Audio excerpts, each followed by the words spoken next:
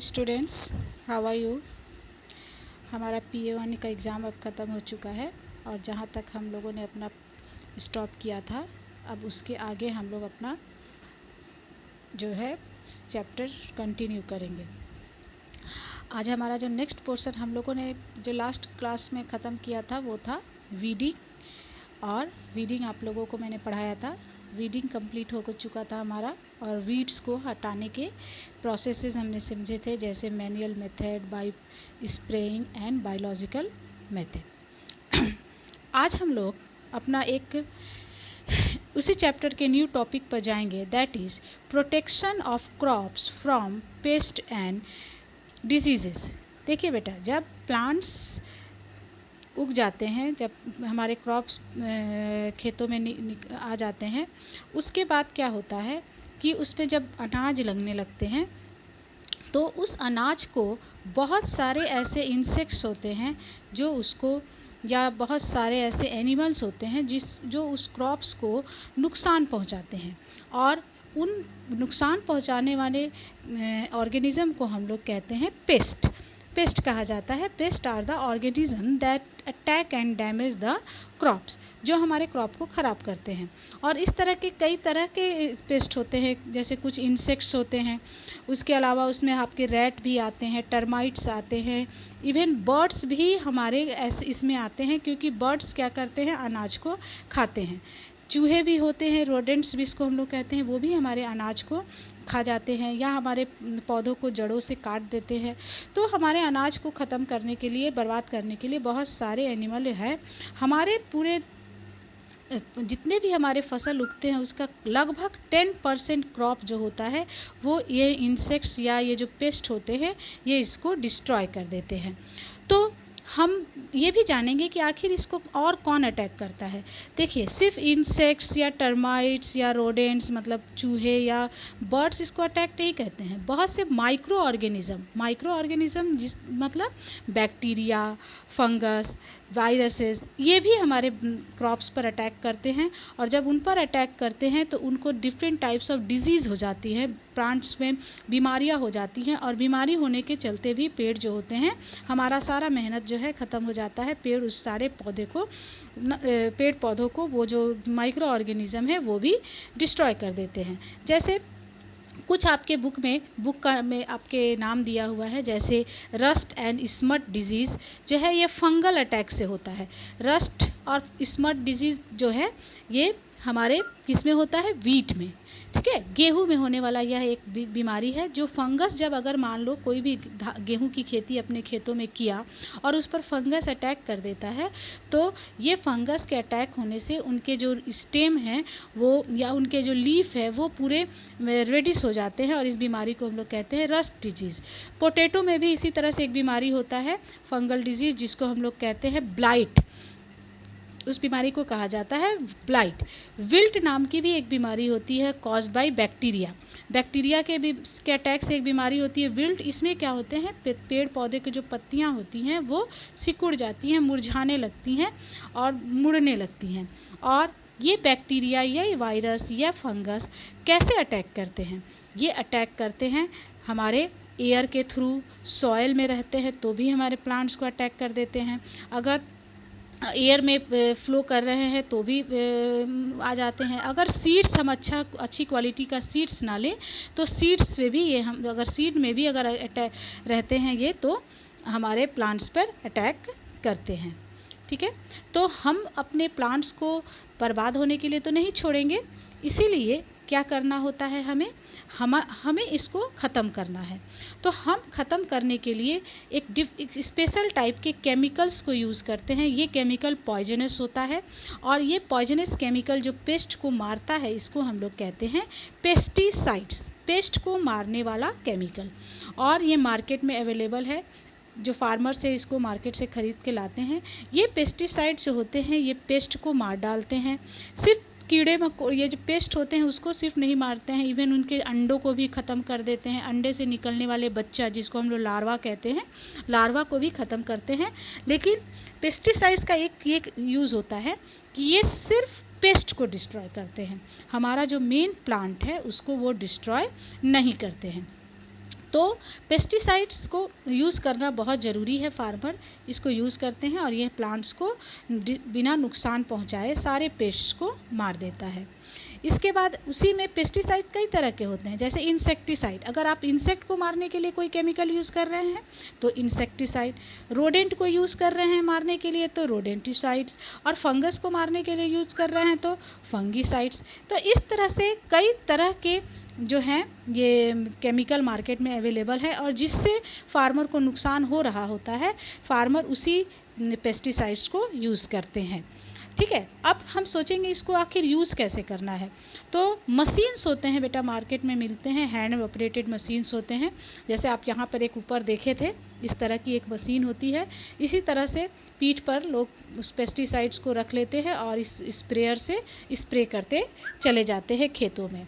लेकिन अगर बहुत बड़ी एरिया में खेती की गई है तो हम उस सिर्फ हाथ से उसको नहीं कर पाते हैं, तो लो फ्लाइंग एयरक्राफ्ट होता है। लो फ्लाइंग एयरक्राफ्ट से किसान क्या करते हैं, जो खेतों में है इस केमिकल का छिड़काव करते हैं और प्लांट्स को डिस्ट्रॉय होने से बचाते हैं, और सारे पेस्ट जो है वो डिस्ट्रॉय हो जाते हैं, प्लांट बच जाता है।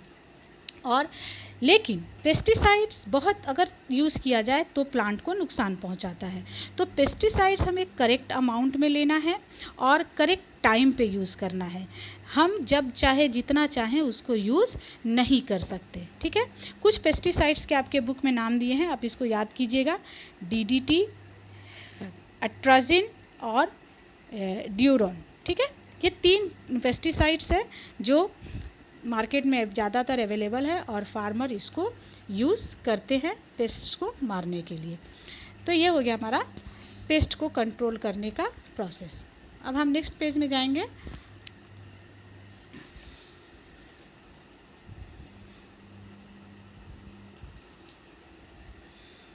हमारा जो नेक्स्ट टॉपिक, इसी में टॉपिक कंटिन्यू है, और वो ये है कि अगर हम इसको अच्छे से कॉशन माने बहुत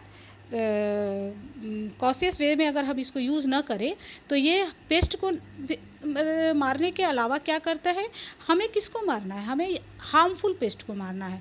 लेकिन अगर हम सही अमाउंट में और सही तरीके से इसका यूज़ ना करें तो ये क्या होगा कि हमारे यूज़फुल इंसेक्ट्स को भी मार देगा। अब आप सोचेंगे यूज़फुल इंसेक्ट कौन है, बहुत से इंसेक्ट यूज़फुल होते हैं, जैसे हनी बी, बटरफ्लाइज, ये हमारे लिए यूज़फुल इंसेक्ट्स हैं। ठीक है, तो इनको भी ये मार देते हैं। तो हमें पेस्टिसाइड्स को ऐसे यूज़ करना है कि सिर्फ हार्मफुल इंसेक्ट मरे, ना कि यूज़फुल। ठीक है, तो पेस्टिसाइड्स एक और हमें नुकसान पहुंचाता है अगर हम सही तरीके से पेस्टिसाइड यूज़ ना करें। तो अगर जो छिड़क रहा है, जो आदमी, जो फार्मर उसको खेतों में छिड़क रहा है, वो अगर उड़ के उनके स्किन पर या आँखों में या मुंह में चला गया तो वो एक पॉइज़न की तरह काम करने लगता है। स्किन को इरिटेशन होता है, सांस लेने में प्रॉब्लम होने लगती है। इसीलिए इसको बहुत सावधानी से यूज़ करना पड़ता है। ठीक है, इसको कैसे यूज़ करना है, पानी में ये सॉल्युबल होता है, पानी में इसको आसानी से मिला दिया जाता है, और इसके बाद इसको या तो कभी कभी सॉइल में भी मिला दिया जाता है, और इस तरह से प्लांट उसको एब्जॉर्ब कर लेते हैं। और हमारा जो प्लांट्स है, प्लांट पे जब इसको छिड़का जाता है तो चूँकि पानी में डाल के छिड़का जाता है, तो पानी में डालने से ये सॉइल में चले जाते हैं। सॉइल में जब चले जाते हैं तो क्या होता है, प्लांट उसको एब्जॉर्ब कर लेते हैं, और प्लांट जब एब्जॉर्ब करेंगे तो आप जानते हैं वो एब्जॉर्ब वाटर को किसको देंगे, लीफ को देंगे, फ्रूट को देंगे।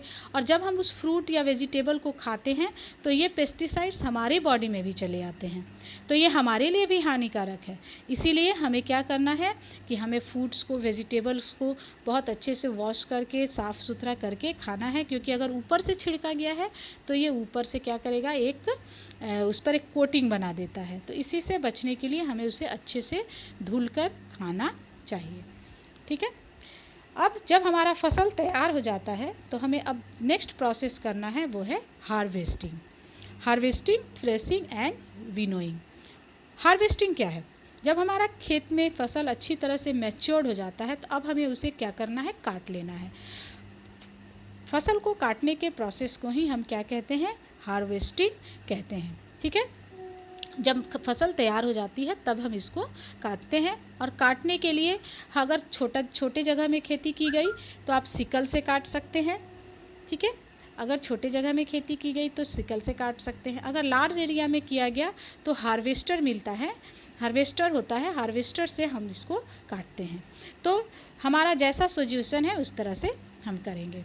देखिए यहाँ एक इंटरेस्टिंग फैक्ट दिया है कि हमारे पूरे इंडिया में जब फसलों को काटा जाता है तो ये एक बहुत खुशी की बात होती है। जैसे आप सारे सालों भर पढ़ते हैं और जब आपका फाइनल रिजल्ट आता है तो आप कितने खुश होते हैं।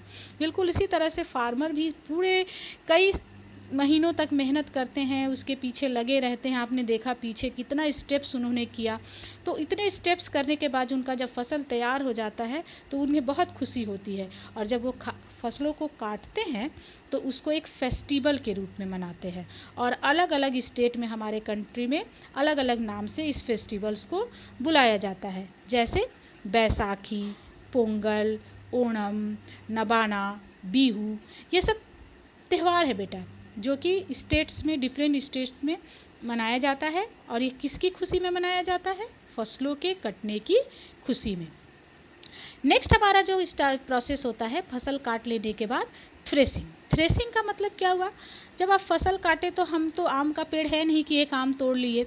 हमारा जो होता है कि अनाज जो है पूरे जड़ से काटा जाता है, और जब जड़ से काटा जाता है तो उसमें पत्तियां भी होते हैं, घास भी होते हैं, सब चीज़ जो उसके अनयूज़फुल चीज़ें हैं वो भी होती हैं, और उसमें ग्रेन्स भी होता है। तो ग्रेन को अलग करना है उसके स्टॉक से, ठीक है।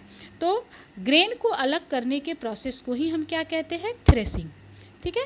जब हम लोग अनाज को पटक कर या मशीन में डालकर उससे अनाज को अलग कर लेते हैं और उसके जो स्टॉक्स होते हैं उनको अलग कर देते हैं तो उसे हम लोग कहते हैं थ्रेसिंग।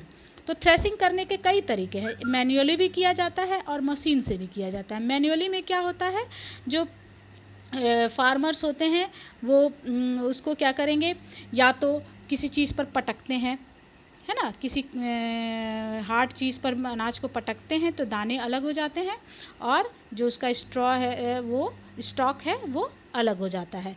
और नहीं तो बहुत सारे जानवरों की भी यूज़ ली जाती है, जैसे bullock cart, buffaloes and camel, इन सब के यूज़ से भी थ्रेसिंग की काम की जाती है। लेकिन आजकल एक बहुत अच्छा मशीन आ गया है, थ्रेसर। थ्रेसर क्या करता है, आपने अगर आप खेती अगर आपके घर होती है या आपने कभी गांव की तरफ गए होंगे तो आपने थ्रेसर नाम की एक मशीन देखी होगी।